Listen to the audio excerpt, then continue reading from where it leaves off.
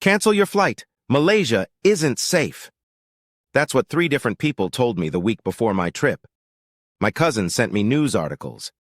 My neighbor shared horror stories she'd heard online. Even my usually adventurous friend said, maybe pick somewhere else? But here's the thing about fear. It spreads faster than facts. And what I discovered in Malaysia didn't just prove them wrong. It completely changed how I think about travel, about culture, and honestly about the world itself. By the end of this video, you'll understand why ignoring that advice was one of the best decisions I've ever made. But first, let me show you what happened on day 1 that almost made me book a flight home. The warnings started innocently enough. I'd posted on social media that I was heading to Malaysia for 3 weeks, and the comments section turned into a cautionary tale convention. Too dangerous for solo travelers, one person wrote. Food will make you sick, said another. Scams everywhere, warned a third. Now, I'm not reckless. I research my destinations. I read travel advisories. But something felt off about these warnings. They were vague, secondhand, often starting with, I heard that, or someone told me. Nobody was speaking from actual experience. So I dug deeper. And here's what I found. Malaysia consistently ranks as one of the safest countries in Southeast Asia. Its healthcare system is world-class. Its infrastructure rivals many Western nations. The World Economic Forum has repeatedly recognized it as a top destination for tourism. The gap between perception and reality was staggering. But still, that seed of doubt was planted. What if everyone was right and the statistics were wrong? I'll tell you exactly when that doubt vanished, but the moment itself will surprise you, because it wasn't what you'd expect. It happened in the most ordinary situation possible, and yet it revealed something extraordinary about Malaysian culture that I'd never encountered anywhere else in my travels. Kuala Lumpur's airport is like stepping into the future. We're talking gleaming terminals, efficient immigration, and technology that makes you wonder why other airports haven't caught up. My bags arrived in 12 minutes. 12 minutes. But here's where things got interesting. I'd arranged a Grab, Malaysia's version of Uber, to my hotel, and my driver was a man named Aziz. Within 5 minutes of conversation, he'd already shattered my first misconception. You come alone? He asked, glancing at my single backpack. Yes, solo trip, I replied, bracing for the usual concern. Instead, he smiled. Good. Malaysia is very safe. My daughter, she travels alone also. Inside Malaysia, outside Malaysia. We teach independence here. Then he did something that would set the tone for my entire trip. He pulled over at a roadside stall and insisted on buying me my first Malaysian meal, nasi lemak, the national dish. Rice cooked in coconut milk, served with anchovies, peanuts, hard-boiled egg, cucumber, and the most incredible spicy sambal sauce. Try, he said. This is Malaysia. We share food. We share culture. This is who we are. I hesitated. Not because I doubted the food, but because this level of generosity from a complete stranger felt almost suspicious. Where I'm from, if someone you just met insists on buying you food and taking you somewhere unexpected, alarm bells ring. But Aziz wasn't trying to scam me. He was doing what Malaysians do naturally, welcoming a stranger with food and warmth. And that nasi lemak? It was so good I'd end up eating it for breakfast at least 15 more times during my trip. This wasn't just about a meal, though. What was really happening here would become crystal clear over the next few days, and it has everything to do with why Malaysia remains one of the world's best-kept secrets. Malaysia is what happens when cultures collide and decide to dance instead of fight. Walk down any street in major cities and you'll see a Chinese temple, a Hindu shrine, a mosque, and a Buddhist temple within 100 meters of each other. And unlike many places where diversity exists with tension, Malaysia has turned it into an art form. The population is roughly 60% Malay, 23% Chinese, 7% Indian, with the remainder being indigenous groups and other ethnicities. 3 major religions coexist: Islam, Buddhism, and Hinduism, plus Christianity and various other faiths. The country has multiple official holidays for different religious celebrations: Diwali, Chinese New Year, Hari Raya, Christmas, all are public holidays. But here's what makes this truly special. Malaysians don't just tolerate each other's differences. They celebrate them. I watched Muslim friends help decorate a Chinese neighbor's home for New Year. I saw Hindu shop owners close early so their Muslim employees could break fast during Ramadan. I joined a mixed-race group for a feast where everyone taught me words in their language. Malay, Mandarin, Tamil, laughing at my terrible pronunciations. This is what people warning me about Malaysia didn't understand. They saw Islamic country and made assumptions based on fear and stereotypes rather than facts. Yes, Malaysia is a Muslim-majority nation, but it's also constitutionally secular with protections for religious freedom. Women dress however they choose. I saw everything from full hijabs to shorts and tank tops, often walking side by side, nobody judging. The real question is, why don't more people know about this? And what I discovered next explains exactly why Malaysia has stayed under the radar while other countries get all the attention. Let me be controversial for a moment. Malaysia has the best food in the world. Not just Southeast Asia.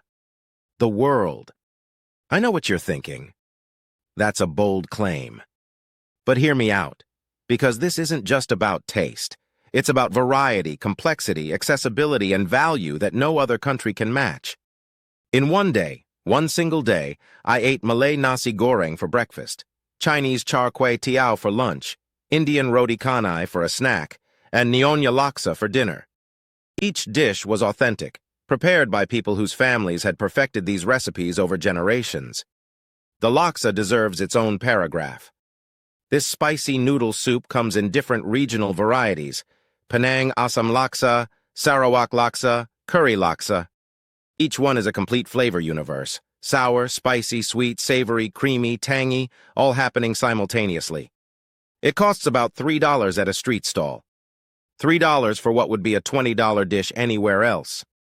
But the real magic is Nyonya cuisine, also called Peranakan food, which emerged when Chinese immigrants married local Malays centuries ago, creating an entirely new fusion cuisine long before fusion was trendy. Dishes like ayam pong te, chicken stew with fermented soybeans, otak otak, spiced fish paste grilled in banana leaves, and qih, colorful bite-sized desserts that look like edible art. Street food culture here is serious business. Hawker stalls that have been operating for 50 years, passed down through families, each specializing in one dish they've perfected to the point of obsession. The char kway teow guy who only makes char kway teow but has been doing it for 30 years. The Hainanese chicken rice vendor whose grandmother taught him the exact ratio of ginger to garlic in the dipping sauce. And nobody got sick. Not once. Not me. Not the dozen travelers I met along the way. Why? Because food safety standards are strict and because these vendors take pride in their reputation. That warning about food making me sick? Completely baseless. Now you might be wondering about the cost of all this incredible eating. What I spent on food for 3 weeks would shock you, but not for the reason you think. Here's my total food budget for 3 weeks of eating 3 full meals per day plus snacks, approximately 450 Malaysian ringgit. That's about $100 for 3 weeks. We're talking fresh seafood, authentic cuisine, endless variety, and portions that left me satisfied every time. Meanwhile, back home, I'd spend that much in 3 days. But it's not just food. My accommodation in Kuala Lumpur, a modern apartment with Wi-Fi, air conditioning, and a view of the Petronas Towers, cost $35 per night. A comparable place in New York or London? Try $200 minimum. Transportation is laughably cheap. The entire metro system is connected and efficient. I could cross the city for less than $1. Grab rides that would cost $20 elsewhere cost $5. Malaysia has figured out something many countries struggle with: how to maintain quality while keeping costs accessible. The infrastructure is modern, the services are professional, but they haven't let tourism pricing run wild like in Thailand or Bali. I stayed in Georgetown, Penang in a heritage guest house for $20 a night. The building was 150 years old, lovingly restored, filled with antiques and history. The owner, Mrs. Lim, spoke 5 languages, and gave me a hand-drawn map of the best street art in the city. That map led me to something I definitely wasn't expecting to find, and when I turned a corner in Georgetown's old quarter, I stopped dead in my tracks. What I saw on that wall made everything click into place. Georgetown is a UNESCO World Heritage Site, but calling it that doesn't prepare you for the reality. The entire old town is an open-air art gallery where historical preservation meets contemporary street art in perfect harmony. Lithuanian artist Ernest Zakarevic started it with his famous murals: children on bicycles, a boy on a motorcycle, a girl in a window, all interacting with real physical elements. The boy's motorcycle is real. The girl's window is real. It's interactive art that blurs the line between painting and reality. But local artists took the concept and ran with it, adding commentary on Malaysian culture, politics, and history. There's a mural depicting the country's independence, another showing the evolution of Georgetown's streets, wire sculptures telling stories of old trades, the coffee maker, the trishaw rider, the fisherman. What struck me wasn't just the art itself, but what it represented: Malaysia's confidence in its own identity. This is a country that knows who it is, where it's been, and where it's going. It doesn't need to copy Western aesthetics or cater to tourist expectations. It's authentically itself. I spent an entire day just wandering Georgetown's streets, discovering new pieces around every corner. I met artists, chatted with shop owners, watched craftsmen at work making traditional items using techniques unchanged for centuries. In Kuala Lumpur, I visited the Islamic Arts Museum, one of the finest museums I've ever been to, anywhere. The calligraphy collection alone was breathtaking. Intricate geometric patterns that somehow convey both mathematical precision and spiritual transcendence.